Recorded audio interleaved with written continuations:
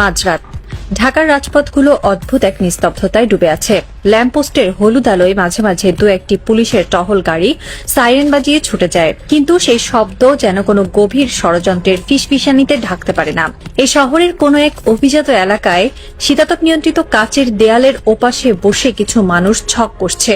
তারা কেউ ক্যামেরার সামনে আসে না, কেউ তাদের চেনে না, কিন্তু তাদের হাতের ইশারায় একটি রাষ্ট্রের ভাগ্য নির্ধারিত হয়। তারা হলো সেই ডিপ স্টেট, অদৃশ্য রাষ্ট্রযন্ত্র। আর এই যন্ত্রের রিমোট কন্ট্রোল যাদের হাতে, তারা সীমানার ওপারে বসে মুচকি হাসে। রাজনীতি কোনো সরল রেখায় চলে না। এটি এমন এক দাবা খেলা যেখানে বীরেরা কখনো জানতে পারে না যে তারা কেবলই বলি হওয়ার জন্য জন্ম নিয়েছে। বাংলাদেশের রাজনীতির ক্ষেত্রে এই দাবার বোর্ডটি নিয়ন্ত্রিত হয়ে আসছে বহু দশক ধরে, বিশেষ করে সেই 1971 সালের পর থেকে। তবে এর চূড়ান্ত রূপরেখা বাস্তবায়িত হতে শুরু করে এরশাদ আমল থেকে। একটি মাস্টার প্ল্যান যাতে দেশটিতে এমন এক ধরনের লিমিটেড ডেমোক্রেসি বা নিয়ন্ত্রিত গণতন্ত্র বজায় থাকে, যার ভেতর দিয়ে খুব সন্তর্পণে বিদেশি প্রভাব, বিশেষ করে ভারতের প্রভাব বিস্তার করা যায়। বলা হয়ে থাকে, তুমি যদি তোমার প্রতিবেশীকে খুশি রাখতে না পারো তবে তোমার ধ্বংস অনিবার্য। এই একটি মন্ত্র বাংলাদেশের রাজনীতিতে গেঁথে দেওয়া হয়েছে অত্যন্ত সুনিপুণভাবে। তুমি ভারত বিরোধী, তাহলে তোমার রাজনৈতিক ক্যারিয়ারের সমাপ্তি এখানে। আর এই প্রভাব বিস্তারের মাধ্যমগুলো শুধু রাজনৈতিক চাপে সীমাবদ্ধ থাকেনি। দিনের পর দিন, বছরের পর বছর ধরে টাকা, নারী, গাড়ি বাড়ি কিংবা হানি ট্র্যাপের মতো ব্ল্যাকমেইলিং টুলস ব্যবহার করে দেশের শীর্ষস্থানীয় রাজনীতিকদের কিনে নেওয়া হয়েছে। তারা এমন একটি সংসদ চায়, এমন একটি সরকার চায় যারা হবে পুরোপুরি নির্ভরশীল, এমন এক পুতুল সরকার যাদের সুতো বাঁধা থাকবে দিল্লির সাউথ ব্লকে। আর এই সিস্টেমের বিরুদ্ধে যেই দাঁড়াতে চেয়েছে তাকেই সরিয়ে দেওয়া হয়েছে।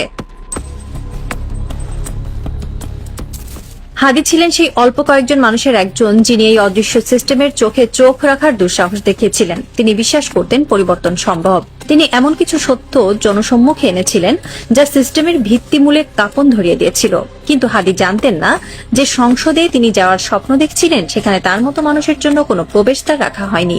বাংলাদেশের সংসদ সাধারণ মানুষের প্রতিনিধিত্ব করার জন্য তৈরি হয়নি, এটি তৈরি হয়েছে এক বিশেষ অভিজাত শ্রেণীর স্বার্থ রক্ষার জন্য। হাদি চ্যালেঞ্জ করেছিলেন সেই এস্টাবলিশমেন্টকে, আর এর পরিণতি মৃত্যু। কেন হাদিকে মরতে হলো? কারণ তিনি এমন এক ভাষায় কথা বলছিলেন যা ডিপ স্টেটের জন্য অস্বস্তিকর ছিল। তাকে থামানো জরুরি হয়ে পড়েছিল। নির্বাচন বা আইনি প্রক্রিয়া তাকে আটকানো কঠিন ছিল বলেই তাকে চিরতরে সরিয়ে দেওয়া হয়। হাদির মৃত্যু কোনো সাধারণ দুর্ঘটনা ছিল না, এটি ছিল সিস্টেমের পক্ষে একটি স্পষ্ট বার্তা। আমাদের ছকে যে আসবে না তার কোনো অস্তিত্ব থাকবে না।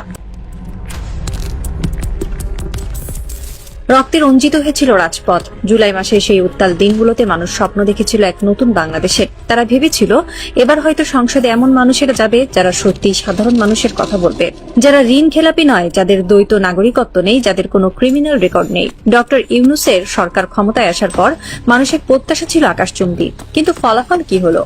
সংসদে যখন নতুন মুখগুলোর দিকে মানুষ তাকালো, তারা শিউরে উঠল। ঘুরে ফিরে সেই একই মুখ। 85 জন এমন এমপি যারা আগেই সংসদে ছিলেন, সেই পুরনো ঋণ খেলাপি, সেই পুরনো দুর্নীতিবাজরাই এবার নতুন পোশাকে হাজির। কেন এমন হলো? এত রক্তের, এত ত্যাগের পর কেন একই ফলাফল? এর উত্তর লুকিয়ে আছে আমাদের সিলেকশন সিস্টেমে। সংসদ সদস্য নির্বাচনের যে পদ্ধতি, তা এমনভাবে ডিজাইন করা হয়েছে যেন কোনো সাধারণ বা সৎ মানুষের ভিতরে ঢুকতেই না পারে। এই সিস্টেম পরিবর্তন করতে দেওয়া হয়নি, কারণ সিস্টেম পরিবর্তন করলে হাদির মতো সৎ এবং আপোষহীন মানুষরা সংসদে ঢুকে পড়ত, আর তা ডিপ স্টেটের জন্য সবচেয়ে বড় বিপদ হতো। হাসনাতের গল্পটা আর একটু ভিন্ন, কিন্তু সমানভাবে করুণ।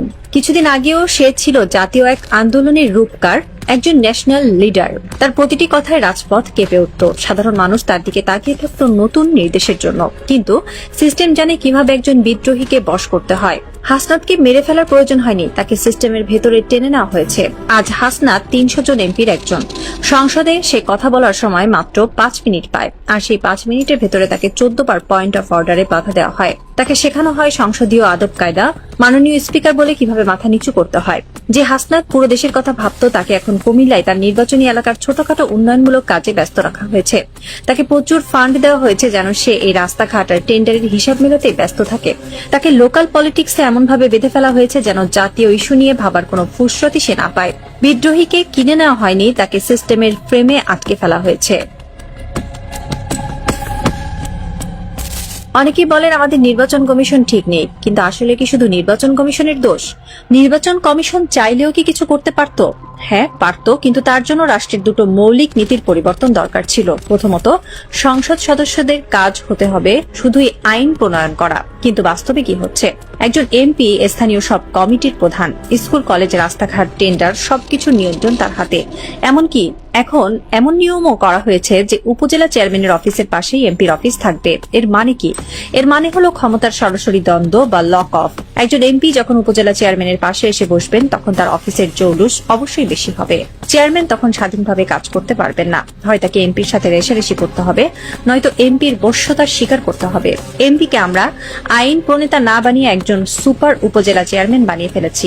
যতদিন এই সিস্টেম থাকবে ততদিন আপনি আমেরিকার নির্বাচন কমিশন এনে বসালেও এই দেশে কোনো কাজ হবে না।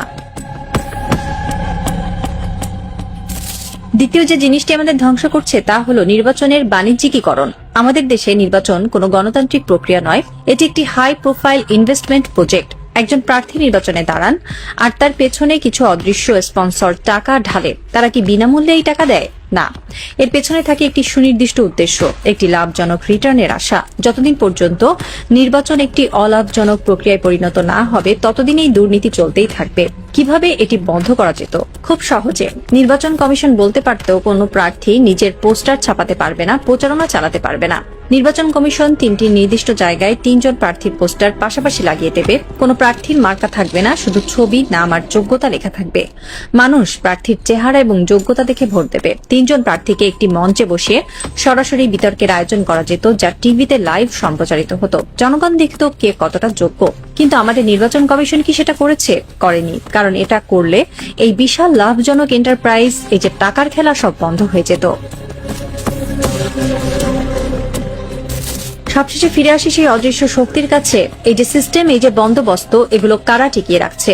যখনই কেউ এই সিস্টেমের বিরুদ্ধে যায়, যখনই কেউ হাদি টাইপ হয়ে যায়, তাকে সরিয়ে দেওয়া হয়। যখন কোনো হাসনাত বিদ্রোহী হয়, তাকে সংসদে বসিয়ে লোকাল ফান্ডের জালে আটকে দেওয়া হয়।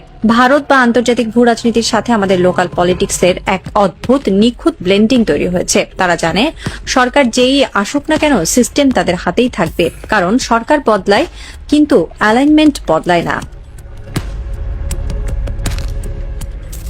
রাতের ঢাকা শহর এখনো নিশ্চুপ। সেই শীতাতপ নিয়ন্ত্রিত ঘরের ভেতরে সিগার আর দামি মদের ধোঁয়ার ভেতর দিয়ে আরেকটি মাস্টার প্ল্যান রচিত হচ্ছে।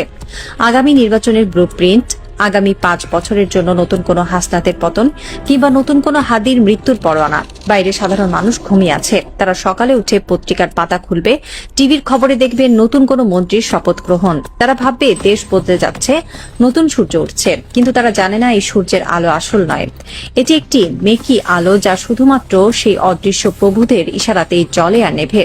রাষ্ট্রের রন্ধ্রে রন্ধ্রে ঢুকে থাকা ডিপ স্টেট জানে বিপ্লব আসে, বিপ্লব যায়, কিন্তু ক্ষমতার আসল চাবিকাঠি কখনোই হাত বদল হয় না। হয়তো কোনো এক বৃষ্টি স্নাত রাতে নতুন কোনো হাদি আবার জন্ম নেবে এই শহরে। হয়তো সে আবারও চ্যালেঞ্জ করবে এই সিস্টেমকে, কিন্তু তার পরিণতি কি হবে? আরো একটি লাশ, নাকি এবার সে সিস্টেমকে ভাঙতে পারবে? সেই উত্তরের অপেক্ষায় প্রহর গুনছে একটি রাষ্ট্র।